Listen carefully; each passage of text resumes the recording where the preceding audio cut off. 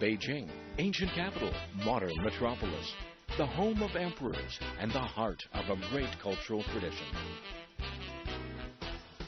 Beijing, old and sedate, young and dynamic, a modern open city on the fast track to reinventing itself.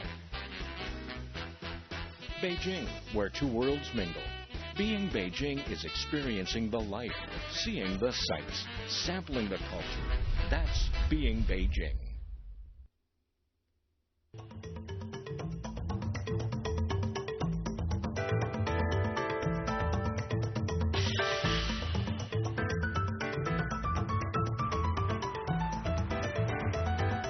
Hi, welcome to Travelogue. I'm Mark Edwards and I'm here at Desheng Gate. Now, back in the day, this was the place where, on the extreme edge of Beijing, step outside of these gates and technically you're outside of the city. Now, throughout the series, we focus on things to do and places to see within the city walls. But in the final episode, for the next half hour, I'm going to hopefully show you what you need to go and check out on the outskirts of Beijing. Enjoy! Beijing is the political, educational and cultural centre of China. Split into districts, the capital city today stretches far beyond its city walls into what are called its counties. By the gates, located at the edge of what used to be the city proper, there are transport hubs from where eager Beijingers and tourists can set out for destinations within Beijing as well as around its outskirts. Back in the past, each of these gates served its own particular function. It was through Desheng Gate, for instance, that victorious troops made their return to the city, while Anding Gate was where they set out on expeditions. I was doing things a little backwards by heading out of Desheng Gate to go and explore some of the gems to be found on the outskirts of the city. Maybe I'd somehow return victorious through Anding Gate, or simply be happy with some astute tourism.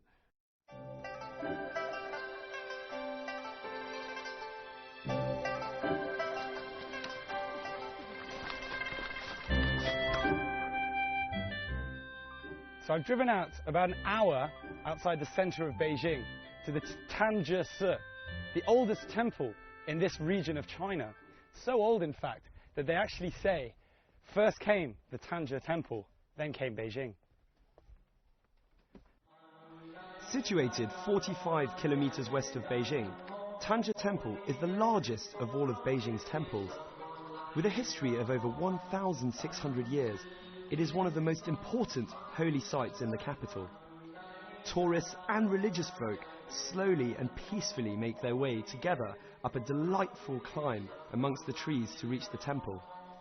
This place is a must-see for anyone with a love of Chinese temples and dramatic mountain scenery. Or even if you're just looking for a chance to relax in a peaceful environment. That said, try and avoid coming here on the 1st and the 15th days of the lunar month, as that's when the temple is overflowing with people coming to worship and burn incense. Unless, of course, big crowds are your thing. Personally, I was quite happy visiting on another day when the crowds were sparse and I was able to lethargically take in the sights. It really is an ideal day trip if you want to get away from the hustle and bustle of a big cosmopolitan city like Beijing. And spending some time in Tangzhe Temple, or its tea house in particular, helps to reinforce this feeling. It's just so peaceful here. Whether you come to pray, or simply to fulfill your role as a budding culture vulture, you will find that the trees and flowers in and around Tangzhe Temple are worth the price of admission alone. 35 RMB if you're wondering. An excellent time to visit the Tangzhe Temple is around mid-April, when the magnolias are in bloom, yielding beautiful blossoms of white, yellow and purple.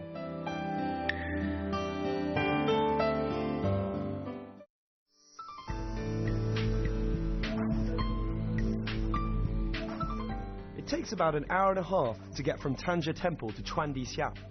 Originally called Chuandixia, meaning under the stove, this tiny village of around 100 souls is an ideal two-day trip for those with a passion for Chinese vernacular architecture, or those keen for a glimpse of life in rural China.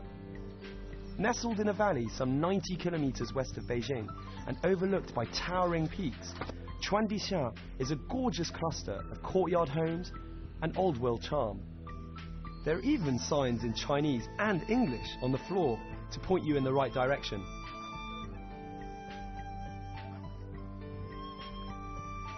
Okay, so here in Tuandixia, you will see this character extremely often scattered around the village.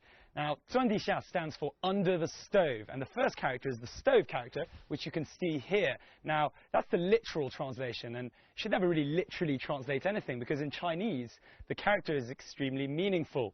We have 4 characters within the one character.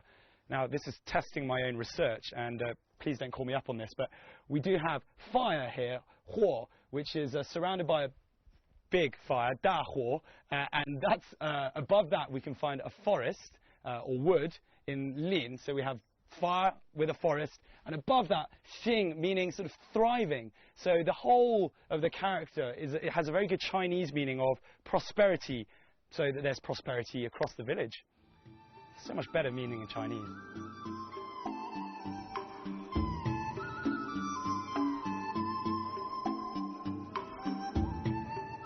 Tuandixia boasts some of the best preserved seheyuan, or courtyard houses, in the Beijing area.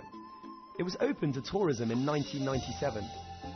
Steeped in a history of over 500 years, it was blissfully relaxing to wake up early and walk around this historic village completely undisturbed.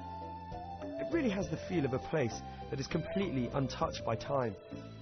You can lose yourself amongst the narrow alleyways that snake their way around this hillside hamlet.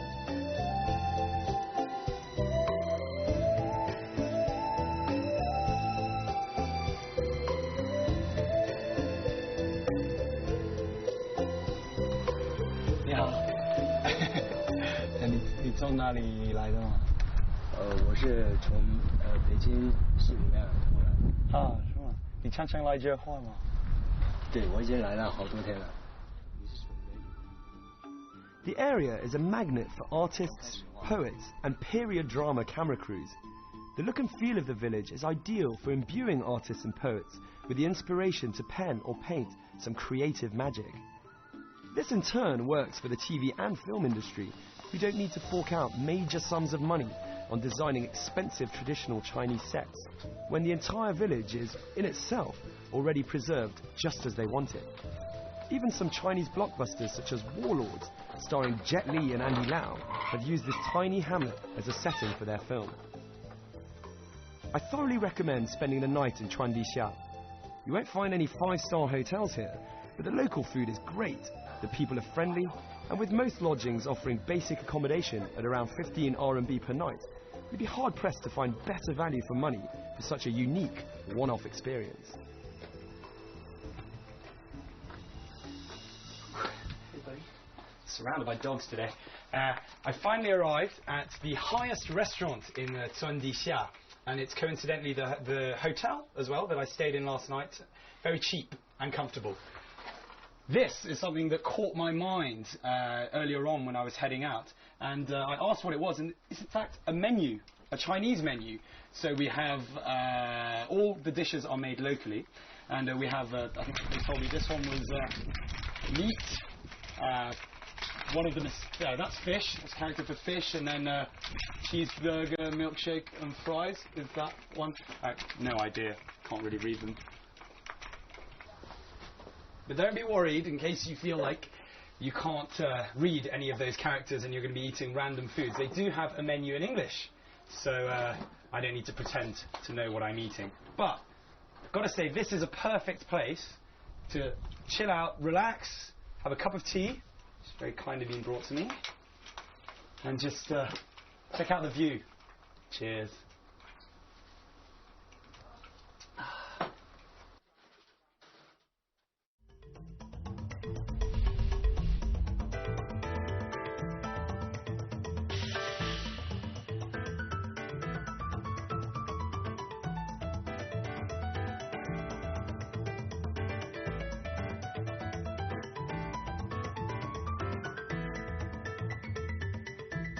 The Great Wall!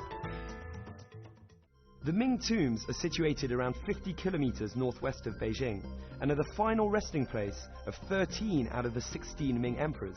It might not be your idea of fun trekking out of Beijing to visit an imperial necropolis, but I guarantee that the more intellectual travellers amongst you will love the Confucian layout and design.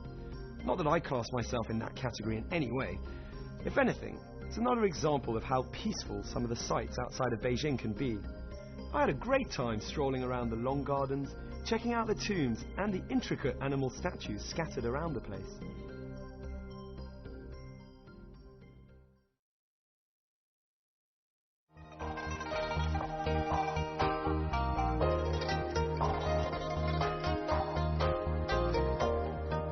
Hire car options are beginning to open up in Beijing, and for those happy to accept that laziness on holiday is not a sin, you'll be glad to hear that the majority of these come with a driver.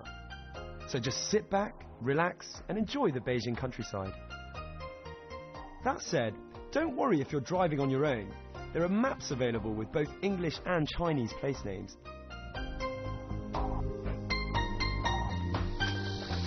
It is a beautiful day today. The sun is shining and the sky is blue, and it's a perfect time to take a little trip outside of Beijing, which is what I've done. I'm an hour and a half outside, and I'm here in Huairou district. A great place to check out. There's plenty of things to do. Firstly, if you want to just relax, you come down to Yangtze Lake, take a little chill session there. A bit of culture, you can go and check out the Hongluo Temple, or do what I'm doing right now, and that's coming to the home of the Red Lantern. I'm in Hongmiao, and I'm going to see how those things are done, so and maybe even try and make one myself. Let's go check it out.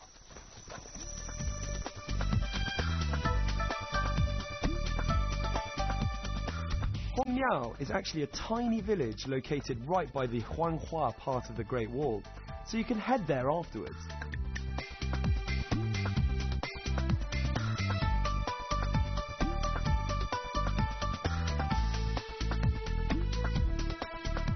Right, I've just been told there are 50 families that live in this little village, and each and every single one of them has something to do with the making of the Red Lantern.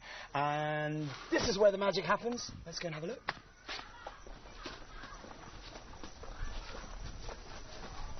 你好，你好。哎，你好。做什么？我在做灯了。做灯了。啊，做灯了。难不难？不难。不难。不难。你觉得不难？那说我觉得难，你也可以会。是吗？对。可以教我。可以。哎，行，你教我。来。Very exciting. 来。已经都流了。In Hongmiao, you can come and buy your individual red lanterns, or even make one yourself as I did. Despite getting glue all over my hands, and generally looking as though I was born with no dexterity whatsoever, the experience of making my own lantern was fully worth the short stop on my way to Huairou's Rainbow Trout Valley.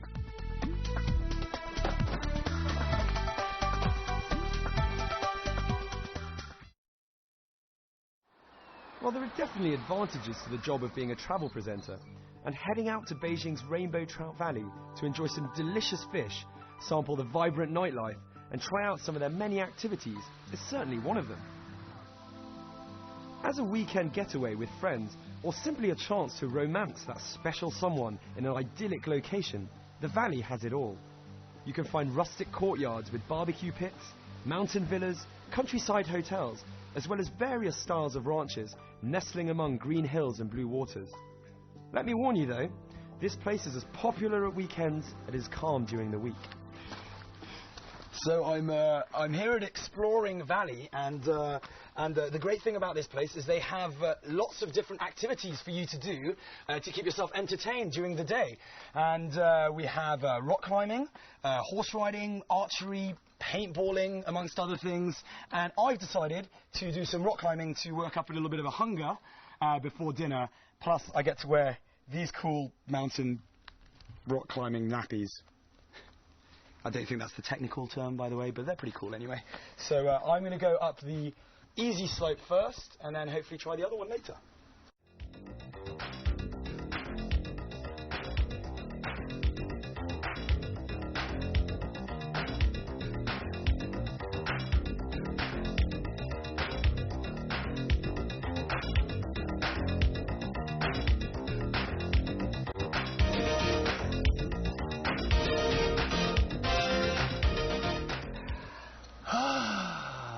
Take some sun in. Whew.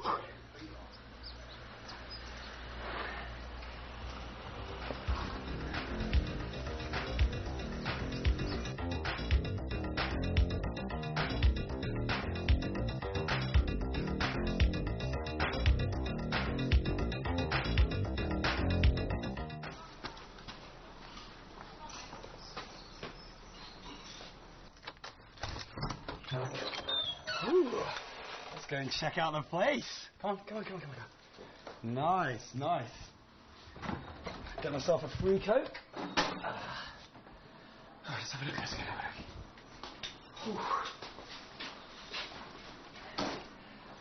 Tiring day. Now, this is one of the perks of the job, is I get my own place for the night. And a place like this would set you back at the weekends at about 1,200 kwai. There's 2 bedrooms, and so about 4 people can stay here. And during the week, it goes down to 700. So, go check out the rooms.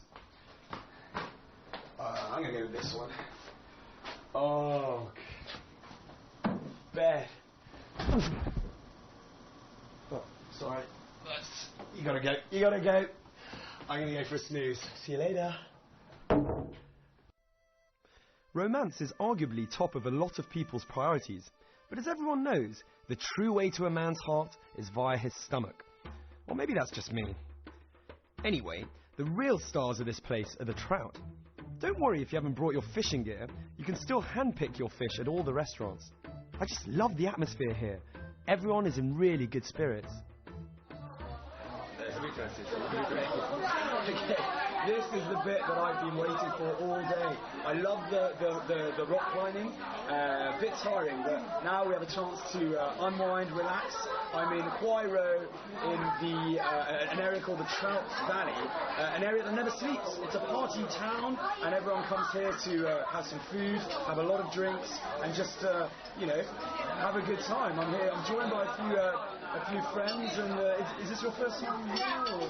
No, I've come here many times. Really? Yeah. Why? Such a beautiful place. What would you guys recommend in terms of food? Because I don't really know what to eat, so...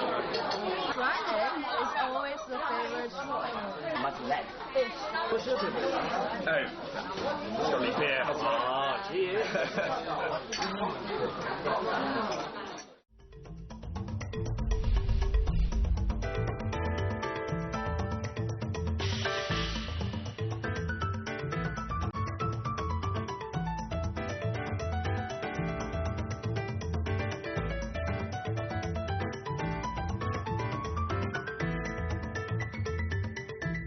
The Great Wall! With your belly full, your head a little light from the dozens of beers, and safe in the knowledge that Rainbow Trout Valley has enhanced your reputation as a modern-day Romeo, you have to head to the Great Wall. Much like taking in the Ming tombs after Chuandixia, you do need to mix up the hidden treasures with the more famous sites. And this one you don't, and quite literally won't be able to miss. It's my favourite in and around Beijing, and it really is China's mandatory must-see site. With a history of over 2,000 years, in its heyday it was guarded by more than 1 million men. It's been estimated that somewhere in the region of 2 to 3 million people died as part of the project of building the wall. The closest section of the Great Wall to Rainbow Trout Valley is Mutianyu, situated roughly 70 kilometers northeast of Beijing. It's one of the best preserved parts of the Great Wall, and one that I find is the most friendly for all ages. By this, I mean that there is a cable car to take you up and down, if you're feeling a tad unfit, as well as a toboggan down to keep the younger generations happy. You can of course bypass any of these and make your own way up and down on foot, if you're feeling slightly more adventurous.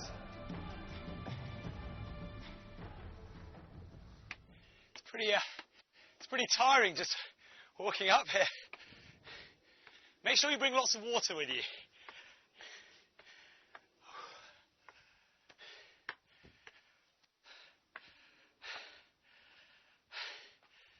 Oh, what a sight.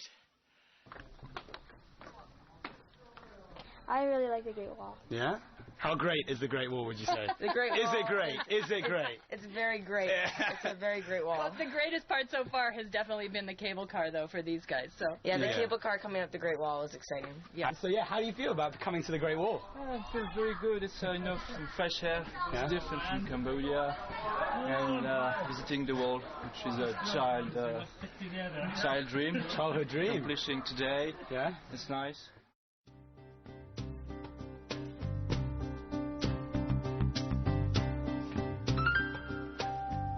So I'm here at the gate of the Mutianyu Pass, And this is, in fact, where the generals would allow people in and out. Now, on our right, we have where the Mongols are being kept at bay, and on our left is where the Han are. But this is also the point where they would have the two groups doing trade and business together. Mutianyu is also famous for having crenulated parapets on both sides of the wall, so that shots could be fired at the enemy, keeping people at bay on all sides. There are two different gradients of the wall, depending on which part you decide to take on. If you enjoy a good sweat, take the right side out of the cable car, and you can work those calf muscles up the steeper part of Mutianyu.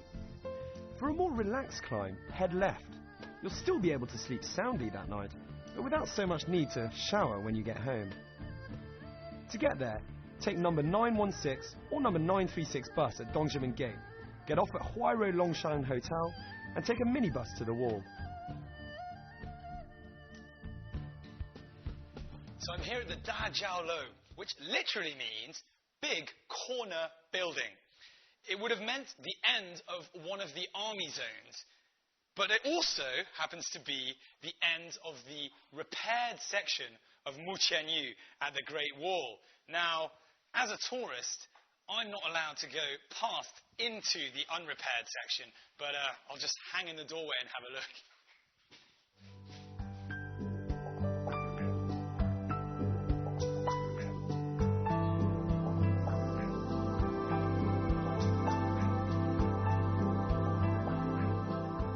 If you prefer to feel as though you've got the Great Wall all to yourself, head to Summatai.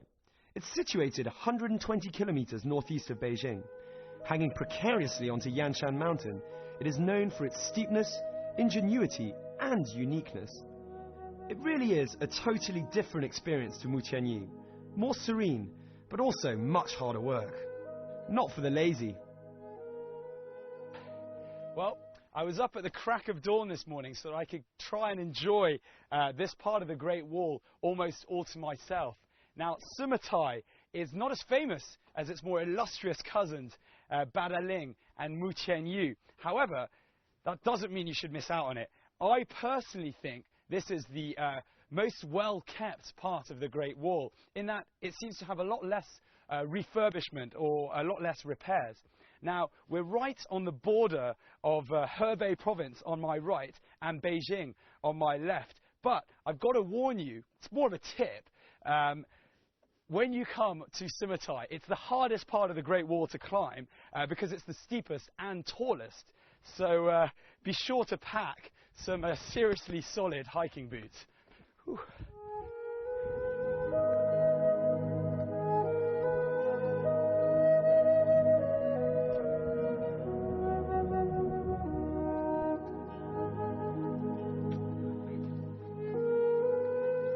There are many parts of China's Great Wall, each one completely different from another, and with different things to see and do.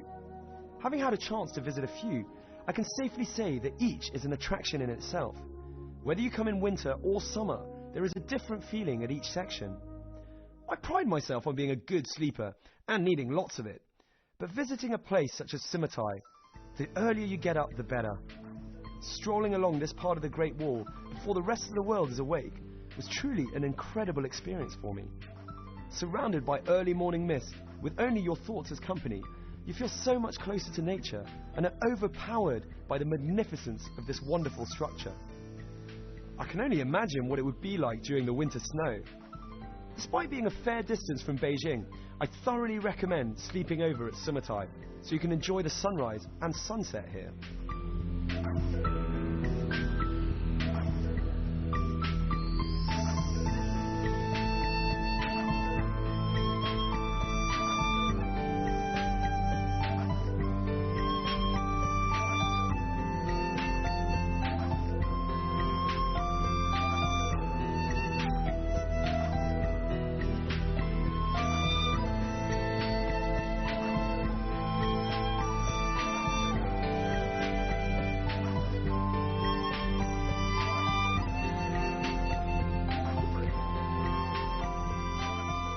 Made it to the top. Whew. But it's time to get a little sad because unfortunately that is all the time we've got left, and we're wrapping up the Beijing series as a whole. Now, I really hope you've enjoyed your tiny little taste of what this wonderful city has to offer. From the tall skyscrapers and hustle and bustle of the central business district, right down to the traditional quiet courtyard houses in Hohai, without forgetting the wonderful food, obviously. But above all, I really hope that we've been able to give you an insight into how quickly this city is changing, evolving and modernizing, while still retaining its traditions and culture for future generations to enjoy. I'm Mark Edwards, and I'll see you very soon on another episode of Travelogue.